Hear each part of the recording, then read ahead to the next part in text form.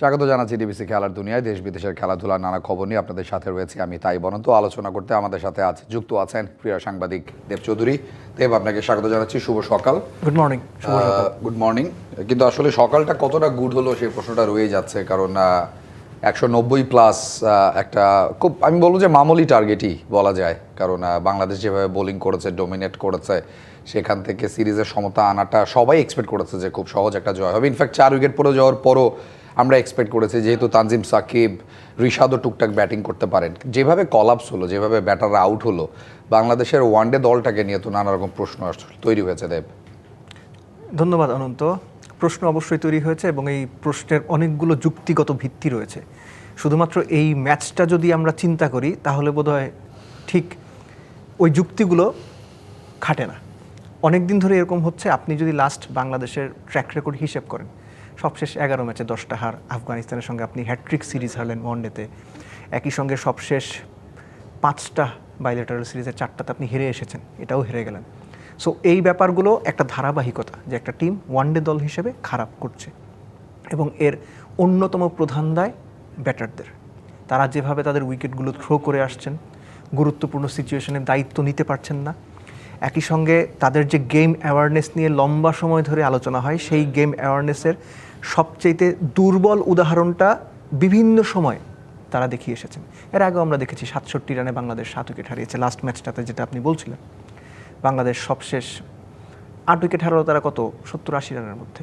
So এগুলো যখন নিয়মিত হবে তখন এটা একটা red flag, alarming message Bangladesh টিমের জন্য। এবং এগুলো আপনি যত দ্রুত ঠিক করতে পারবেন, আসলে তো দ্রুত ঠিক করার বিষয় না, সবাই তো অনেক দিন ধরেই ক্রিকেট খেলছেন, তারা মেন্টালি এই ব্যাপারগুলোতে যত বেশি অ্যাডপ্ট করতে পারবেন, বাংলাদেশ তত দ্রুত সেটেল ডাউন করতে পারবে। কিন্তু আনফর্চুনেটলি আমাদের মিডল অর্ডার স্পেসিফিক্যালি তারা খুব বাজেভাবে ফেল করছে। আফগানিস্তানকে 3-0 ওয়ানডে সিরিজ হারিয়ে র্যাঙ্কিংয়ে এক ধাপ এগিয়ে যাওয়ার স্বপ্ন দেখেছিল বাংলাদেশ, সেটা একেবারে ধূলিসাৎ। আমাদের সাথে আছেন দেব চৌধুরী। দেব, আপনি বলছিলেন 11 ওয়ানডের মধ্যে 10টা হার, টানা আফগানিস্তানের বিপক্ষে টানা 3 সিরিজ হার। ব্যাটারদেরকে নিয়ে কথা বলতে হয়। T20 সিরিজও আমরা দেখেছি যে আত্মাহুতি দেয়া, আত্মহত্যা করা, নিজের উইকেটটা বিলিয়ে দিয়ে আসা। কালকে একটা উইকেট বাদ দিয়ে, আমি জানি না আপনি হয়তো অ্যাগ্রি ডিসঅ্যাগ্রি করবেন, বাকি বেশিরভাগ আউটই দেখে মনে হয়েছে আউট হতে চাই বলেই আউট হওয়া। স্পেশালি আফগানদের সেরা যে স্পিনার, যে বোলার, তাকে মারতে গিয়ে, রশিদকে মারতে গিয়ে যেভাবে এক একজন আউট হয়েছেন, তাতে মনে হয়েছে যে তাদের স্কিল আসলে নেই, কিংবা জিরোর পর্যায়ে। তো এই বিষয়গুলো আসলে ঠিক করার জায়গা আছে কি আমাদের ক্রিকেটে? এখন ঠিক করার জায়গা অবশ্যই আছে, কারণ আপনার এই লেভেলের ক্রিকেটে আপনি পার্টিকুলার একটা স্কিল নিয়েই এসেছেন। পার্টিকুলার স্কিল না থাকলে তো আপনি ইন্টারন্যাশনাল লেভেলে আসতে পারতেন না। সো সেই স্কিলটা কিছু সময়ে হয়তো ব্যাটসম্যানদের মানসিক কারণে বা অন্য কোনো কারণে হয়তো একটু ঘাটতি চলে আসে। অ্যাডজাস্টমেন্টটা আপনি কীভাবে করছেন সেটাই সবচেয়ে বড় কথা।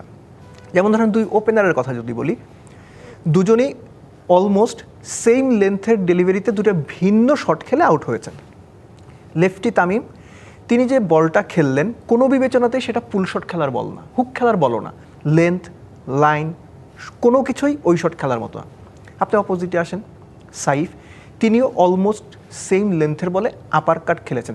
আপার কাটটা ওয়াজ অ্যান আইডিয়াল শট, আমি শটে ভুল ছিল সেটা বলবো না, কিন্তু ওই সিচুয়েশনে আপার কাটটা খেলা আপনার দরকার ছিল কিনা এটাই হচ্ছে সবচেয়ে বড় প্রশ্ন। কেননা ওই ওভারে অলরেডি আপনি বাউন্ডারি ওভার বাউন্ডারি মেরেছেন, যে বলে আপনি আপার কাটটা খেলেছেন তার আগের বল আপনি ছক্কা মেরেছেন। আমরা এই সাইফের প্রচণ্ড রকম মানে সাধুবাদ জানিয়েছি তার গেম অ্যাওয়ারনেসের। রশিদ খানকে T20-তে যে ম্যাচে তিনি একটা ওভার মেডেন দিলেন, তার আগের ওভারে মুজিবুর রহমান 2 উইকেট পেয়েছিলেন। সেই সাইফ যখন 1 ওভারে 4 ছক্কা মারার পরের বলে অপ্রয়োজনে একটা আপার কাট খেলে থার্ড ম্যানে ধরা পড়েন, তখন সেটা প্রশ্নবোধক। আমি বুঝতাম থার্ড ম্যানটা সার্কেলের ভেতরে, তখন আপনি খেলেছেন, ঠিক আছে, যে ফাঁকা আছে একটু বের হয়ে গেলে 4 ছক্কা হয়ে যাবে। সো এই যে ঘটনাগুলো ঘটে, তখন আসলে ব্যাটসম্যান ওই মুহূর্তে কি চিন্তা করছিলেন, বা ওই মুহূর্তে তিনি দলের সিচুয়েশনটা কি ভাবছিলেন, বা নিজের ওপর কনফিডেন্স লেভেলটা কি এতই হাই, এই প্রশ্নগুলো সামনে আসবে। আপনি লাস্ট কবে দেখেছেন বাংলাদেশের একজন নাম্বার 1, 2 অথবা নাম্বার 3 অথবা নাম্বার 4 একদম 40 ওভার ব্যাট করেছেন? জাদরান সেটা করেছেন। জাদরানের সিচুয়েশনটা আপনি দেখেন, এক প্রান্ত থেকে উইকেট যাচ্ছে আসছে, পার্টনারশিপ হচ্ছে না, তিনি এক প্রান্ত ক্যারি করেছেন। লাস্ট ম্যাচটা যদি আপনি দেখেন, বাংলাদেশ T20 করলো, তাওহিদ হৃদয় এবং মেহেদী মিরাজ তারা খুব ভালো একটা পার্টনারশিপ করেছিলেন, ওই সিচুয়েশনে ডিমান্ডিং ছিল, কিন্তু তারা কি করলেন, 80 বলে 50, 85 বলে 60 এরকম করে উইকেটটা দিয়ে আসলেন যখন তাদের এক্সিলারেট করার সময়। আমি জাস্ট লাস্ট ম্যাচের উদাহরণটা এই জন্য বলছি যে 35 ওভারে আপনি 153 করে ফেলেছেন, আপনার হাতে 7 উইকেট আছে। আইডিয়ালি শেষ 90 বলে 7 উইকেট হাতে নিয়ে আপনি কমপক্ষে 120 রান করবেন, বাংলাদেশ করবে 270। কিন্তু ওই যে আপনি শুরুতে ডট খেলেছেন, খুব বেশি স্ট্রাইক রোটেট করতে পারেননি, 60+ বা 70 অ্যারাউন্ড স্ট্রাইক রেটে রান করেছেন, কোনো অসুবিধা নেই। কিন্তু যখন আপনার এক্সিলারেট করার সময় তখন আপনি উইকেট দিয়ে এসেছেন। এই ম্যাচের প্রেক্ষাপটে দরকার ছিল ওরকম কোনো ইনিংস টপ অর্ডার থেকে খেলা। জাদরান যেটা করেছেন, আমাদের কেউ কিন্তু সময় মতো প্রথম ম্যাচে যেভাবে তারা মিডল অর্ডারে আস্তে আস্তে খেলেছেন সেই কাজটা করতে পারেননি। নাজমুল হচ্ছেন শান্তর আউট। শান্ত খুব ভালো ক্রিকেট থিঙ্কার, তার গেম অ্যাওয়ারনেস খুব ভালো। যে রান আউটটা তিনি হলেন, তাকে ট্র্যাপ করা হয়েছে, তিনি ট্র্যাপে পা দিয়েছেন, সব ঠিক আছে, কিন্তু ওই মুহূর্তে দলের সিচুয়েশন অনুযায়ী আপনার কি দ্বিতীয় রানটা দরকার ছিল ওরকম একটা ক্লোজ রেঞ্জে? এই প্রশ্নটা যখন উঠবে তখন স্বাভাবিকভাবেই সেই প্লেয়ার ওই মুহূর্তে আউট অফ আইডিয়া হয়ে গেছেন অথবা ওভার কনফিডেন্ট হয়ে গেছেন, এটা বোধহয় বলাই যায়। আপনি আসেন তাওহিদ হৃদয়ের ব্যাপারে, জাস্ট একটা ড্রিঙ্কস ব্রেক হলো, তাওহিদ হৃদয় 1 ওভারে 2টো 4 মারলেন, দুটোই শর্ট বল ছিল, একই রিজনে আপনার ডিপ ফাইন লেগ দিয়ে মারলেন, ডান। আপনি তো 300 চেস করছেন না, আপনি 200 কম রান চেস করছেন, 191 আপনার target.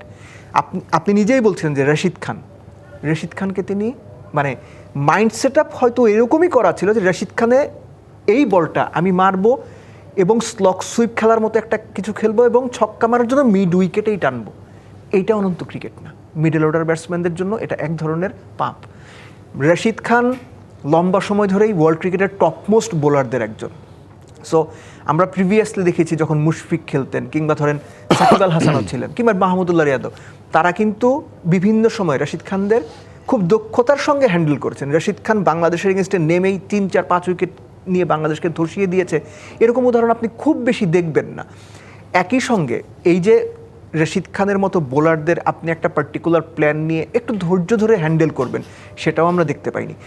Same goes to Nurul Hasan Sohan, তিনি একটা লাইফ পেলেন, উইকেট কিপার ক্যাচ ড্রপ করলো, তিনিও আপনার রশিদ খানকে ঠিক যেভাবে হৃদয় মারতে গিয়েছিলেন একই রকমভাবে মারতে গিয়ে বোল্ড আউট হলেন। সো এগুলো পুরো দস্তুর গেম অ্যাওয়ারনেসের ঘাটতি। এবং যে ব্যাপারটা দেখতে খারাপ লেগেছে সেটা হচ্ছে আমাদের দেশের মিডল অর্ডার ব্যাটাররা বা টপ প্লেয়াররা রশিদ খান কিংবা টপ লেভেলের স্পিনারদের এগেনস্টে স্ট্রাগল করছেন।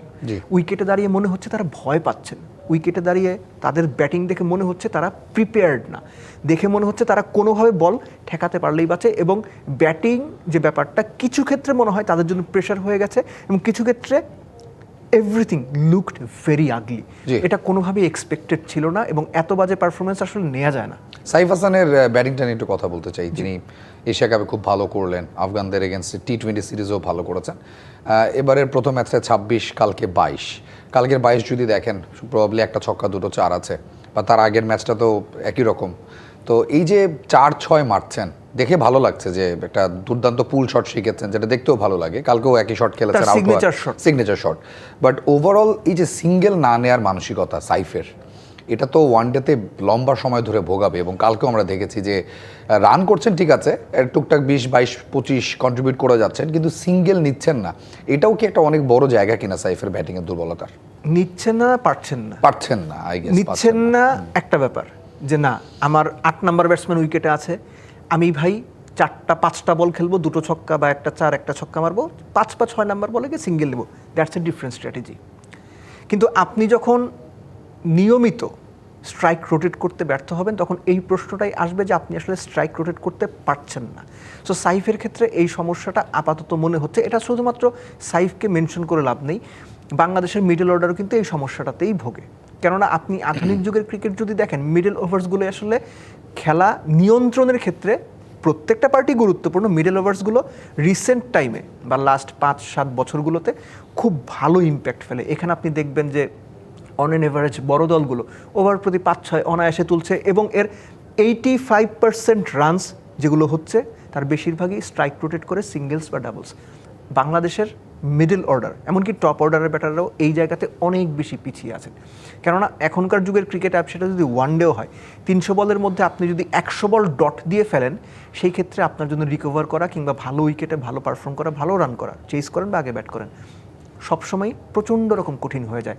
বাংলাদেশ সেই কাজটাকে আরও বেশি কঠিন করে ফেলে অ্যারাউন্ড 45-47% ডট বল খেলে। সো সাইফের এই সমস্যাটা অন্য সবার মধ্যেও আছে। কথা হচ্ছে যে টিম প্ল্যান যখন হয় তখন ডেফিনেটলি কোন পার্টিকুলার বোলারকে আপনি কিভাবে খেলবেন, তার এগেনস্টে স্ট্র্যাটেজি কী হবে, ম্যাচের কোন সিচুয়েশনে কি করতে হবে, কার দায়িত্ব কী, এগুলো খুব স্পেসিফিক থাকে। হ্যাঁ, আপনি যখন 10 বলের ব্যবধানে 3 উইকেট হারিয়ে ফেলবেন, 4 উইকেট হারিয়ে ফেলবেন, তখন একটা ডিফারেন্ট সিনারিও তৈরি হয়। তখন হয়তো আপনি 15 বলের মধ্যে 10টাই ডট দিবেন। কালকে আফগানিস্তান কি করেছে, পার্টিকুলার একটা ফেসে আপনার সম্ভবত 82 বল, তারা কোনো বাউন্ডারি বের করতে পারেনি। তাতে আফগানিস্তান মাইন্ড করবে না, কেননা তাদের সিচুয়েশনটা এরকম ছিল, বাংলাদেশের বোলাররা খুব ভালো বল করছিলেন।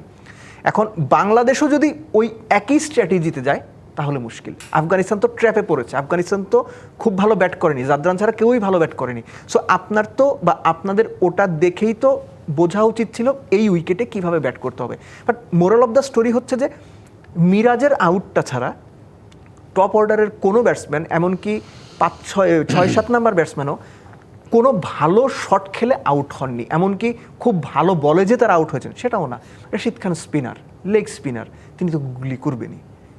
একজন স্পিনার টপ স্পিন করবে, গুগলি করবে, দুসরা করবে, ক্যারাম বল করবে, এগুলো তো আন্তর্জাতিক ক্রিকেটের এখন খুব মানে হরদর হচ্ছে এই ঘটনাগুলো। তো আপনি প্রিপেয়ার হয়ে আসবেন যে আপনি কিভাবে হ্যান্ডেল করবেন।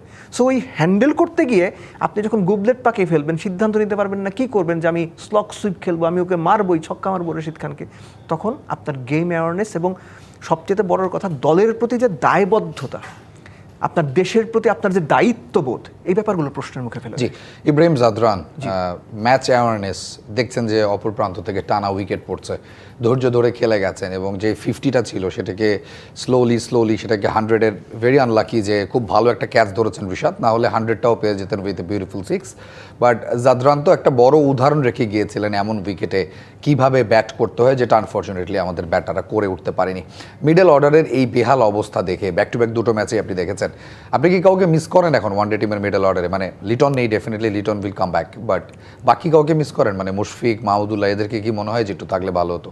দেখেন, এই মিস করার আলোচনাটা আইডিয়ালি বাংলাদেশ দলের জন্য আইডিয়াল আলোচনা না।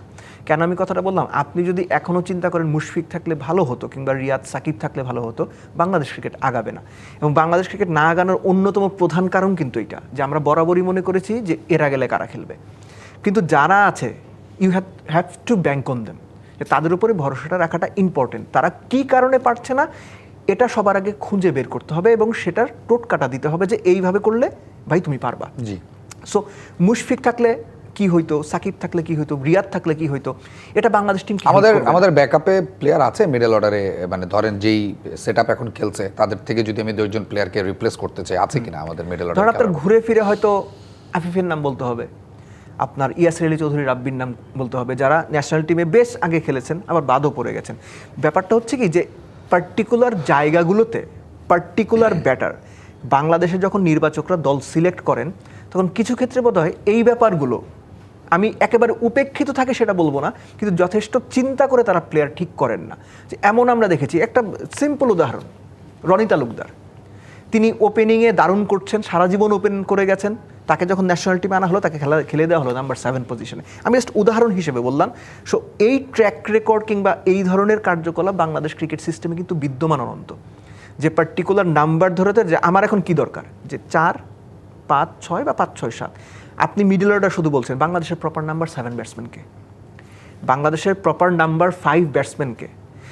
পৃথিবীর প্রত্যেকটা ভালো ক্রিকেট প্লেয়িং কান্ট্রিতে 5, 6, 7 এই জায়গাগুলোতে একজন লেফটি ব্যাটসম্যান প্রত্যেকটা টিমে আছে, কম বেশি প্রতিটা টিমে, এবং তারা কুইক রানস করার, গেমটাকে অপোনেন্টের কাছ থেকে স্ন্যাচ অ্যাওয়ে করার জন্য এরকম একজন লেফটি রাখা হয়। বাংলাদেশে কে আছে?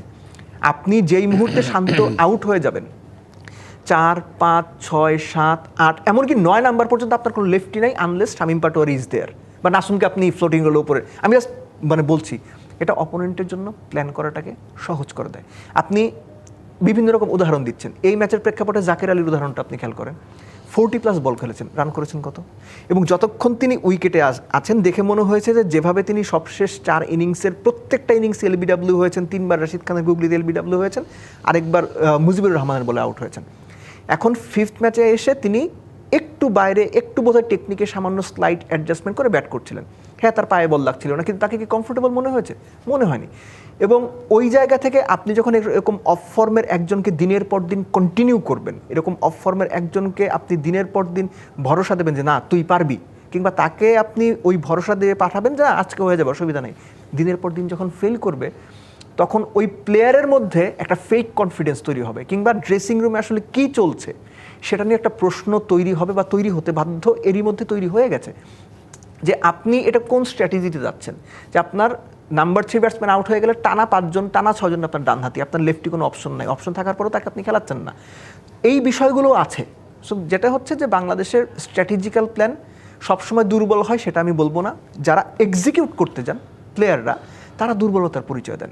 কিছু ক্ষেত্রে স্কিলের দুর্বলতা, কিছু ক্ষেত্রে মানসিক দুর্বলতা, কিছু ক্ষেত্রে গেম অ্যাওয়ারনেসের দুর্বলতা, সর্বোপরি বাংলাদেশের এই মিডল অর্ডার যেটা আমরা দেখছি, আমি পার্সোনালি ফিল করি তাওহিদ হৃদয়কে যদি আমি বাদ দিই, জাকের আলী অনিক বলেন, নুরুল হাসান সোহান বলেন, কিছু ক্ষেত্রে শামীম পাটোয়ারি বলেন, কেউই ইন্টারন্যাশনাল ক্রিকেটে 50 ওভার্স ম্যাচে বা 50 ওভারের খেলাতে যথেষ্ট ভালো মিডল ওভারে খেলার মতো টেকনিক বিলং করেন এটা এই মুহূর্তে মনে হচ্ছে না। টি-20 জন্য হয়তো ঠিক আছে, তিনি অফসাইডে সাফল করে সরে গিয়ে ছক্কা মারবেন, বিভিন্ন জায়গায় খেলবেন, সেটা ঠিক আছে, কিন্তু ওয়ানডেতে এটা করে আপনি পার পাবেন না এবং বাংলাদেশ পার পাচ্ছে না। আপনার সাথে আরও অনেক কথা রয়েছে, আমরা ছোটটা বিরতি থেকে ফিরে আসছি।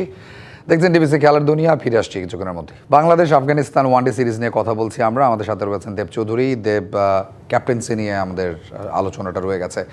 শান্তর বিদায়ের পরে মিরাজ আসলে খুব বেশি সময়ও পাননি, একদম সিরিজের মানে অনেকটা ঠাস করেই ঢুকেছেন, এবং যে জেলটা করা সেই জেলের সুযোগটাও হয়নি। সব কিছু মিলিয়ে নিজেও প্রেশারে রয়েছেন, কারণ মিরাজের দুটো পার্ট রয়েছে, ব্যাটিং বোলিং দুটোই তাকে খুব মনোযোগ দিয়ে করতে হয়, সাথে দলের দায়িত্ব পালন করতে হয়, ব্যাটারদের আত্মাহুতিতে ভয়ঙ্কর প্রেশারও তিনি রয়েছেন। সব কিছু মিলিয়ে ক্যাপ্টেন্সির এই জায়গাটাকে কীভাবে দেখছেন?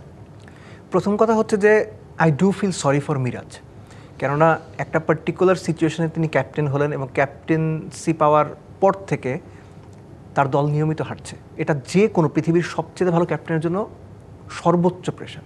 সো মিরাজের জায়গা থেকে দলকে রিগ্রুপ করা, একই সঙ্গে প্লেয়ারদেরকে কনফিডেন্সটা দেয়া, ওই ভরসাটা দেয়া, এবং ক্যাপ্টেন হিসেবে এই সমস্ত সিচুয়েশনে কি সবাই একটু স্ক্যাটার্ড থাকে, তো ক্যাপ্টেন হিসেবে মিরাজের দায়িত্বই হবে দল হেরে গেছে, খারাপ করেছে, এ সমস্ত কিছুর বাইরে গিয়েও দলটাকে যেন কম্প্যাক্ট রাখা যায়। ওই মেন্টাল সাপোর্টটা মিরাজের দিক থেকে পাওয়াটা খুব ইম্পর্টেন্ট। আর আপনি যদি এটা বড় করে চিন্তা করেন, আমি বলবো শান্তকে, আমি বরাবরই এটা বলে এসেছি, শান্তকে যখন ক্যাপ্টেন্সি থেকে সরানো হলো, that was A blunder. Bangladesh ক্রিকেটে গত 5-7 বছরের সবচেয়ে বাজে যে ডিসিশনগুলো হয়েছে তার মধ্যে আমার কাছে অন্যতম বাজে বা নিকৃষ্ট ডিসিশন হচ্ছে শান্তকে ক্যাপ্টেন্সি থেকে সরিয়ে দেওয়া। একজন প্লেয়ার যিনি পরের ম্যাচ বা পরের সিরিজ নিয়ে কোচের সঙ্গে কথা বলবেন, ড্রেসিং রুমে গেছেন, ড্রেসিং রুমে যাওয়ার পর কোচের সঙ্গে আলোচনায় বসবেন, তখন তিনি জানলেন বা তারা একটু আগে জানলেন যে তাকে ক্রিকেট অপারেশনস থেকে বা টপ ম্যানেজমেন্ট ডেকেছে।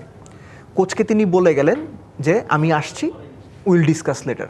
অলরেডি বাই দ্যাট টাইম বিসিবির ম্যানেজমেন্ট ক্রিকেট অপারেশনস তারা ডিসাইড করে ফেলেছে শান্তকে ওয়ানডে ক্যাপ্টেন্সিতে রাখবে না। অথচ শান্ত 2027 বিশ্বকাপে বাংলাদেশের প্ল্যান কি হবে, কোন প্লেয়ার কোন রোল প্লে করবেন, কিভাবে আমরা 2027 বিশ্বকাপটা প্রসিড করব, অলরেডি তিনি দলটা গুছিয়ে এনেছেন।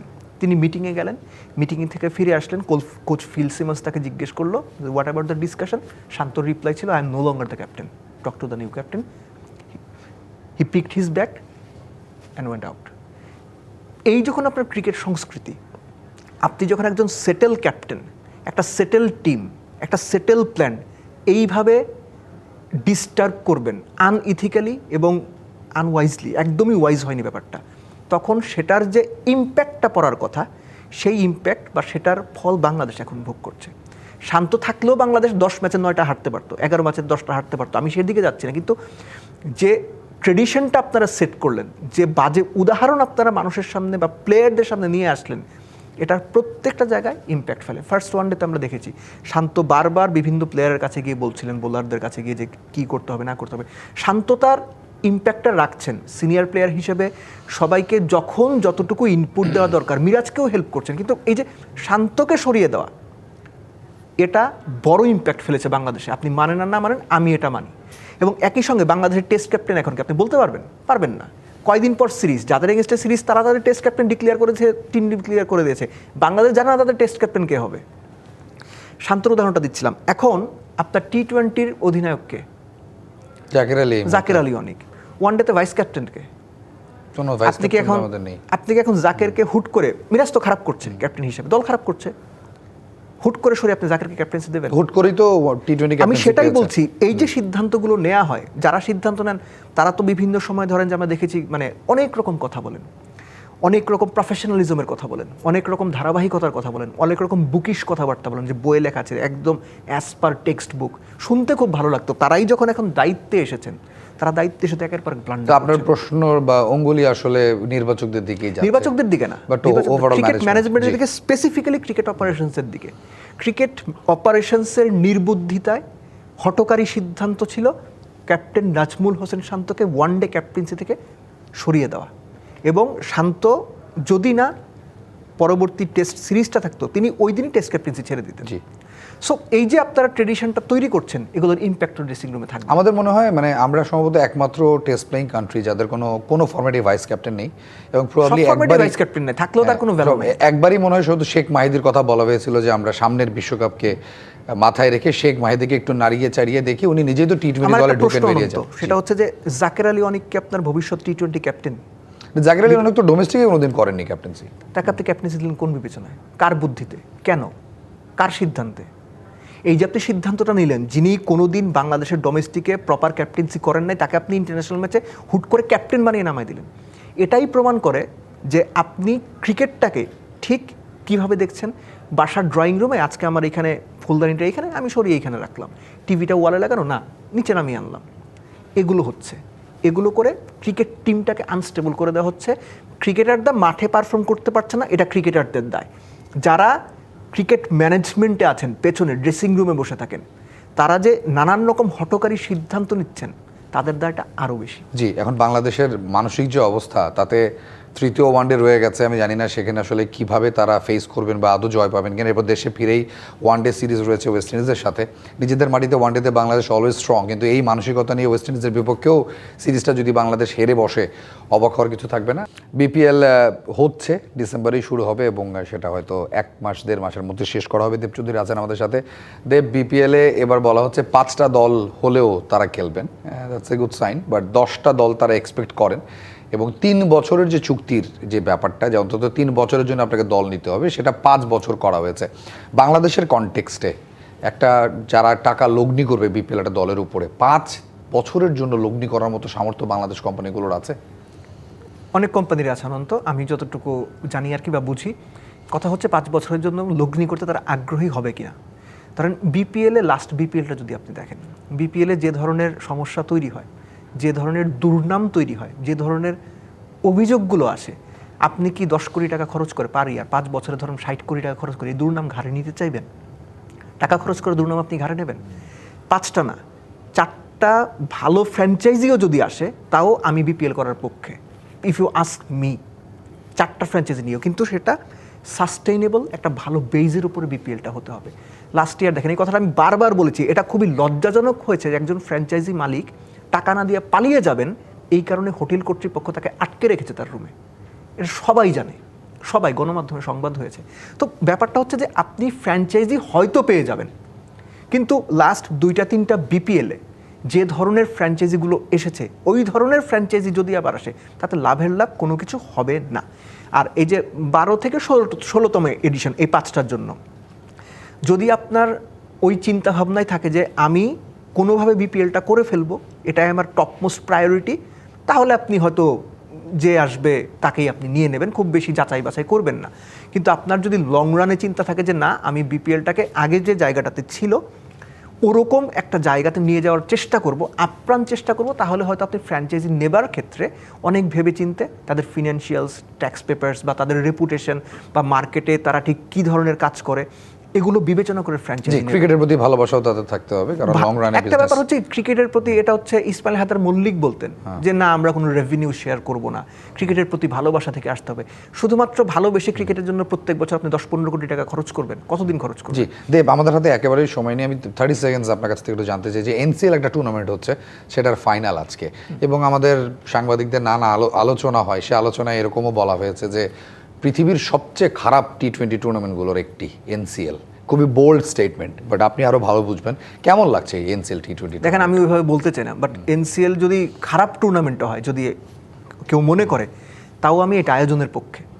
হ্যাঁ, সময়ের সঙ্গে সঙ্গে এটার মান হয়তো বাড়বে, ফ্যাসিলিটিস বাড়বে, বা আরও বেশি ভেন্যুতে খেলা হবে, কিন্তু এই টুর্নামেন্টটা নিয়মিত মাঠে গড়ানো এবং খুব ভালোভাবে মাঠে গড়ানো জরুরি। খেলার মান খারাপ হতে পারে, প্লেয়ারদের মান খারাপ হতে পারে, নির্বাচকরা প্লেয়ার পিক করে দিচ্ছেন যার থাকার কথা না, যাদের থাকার কথা না, যাদের নেয়ার কথা না, তারা থাকছেন, নিচ্ছেন, এই সমালোচনা থাকবে, কিন্তু এখান থেকে আস্তে আস্তে বের হয়ে এই টুর্নামেন্টটা কন্টিনিউ করতে হবে।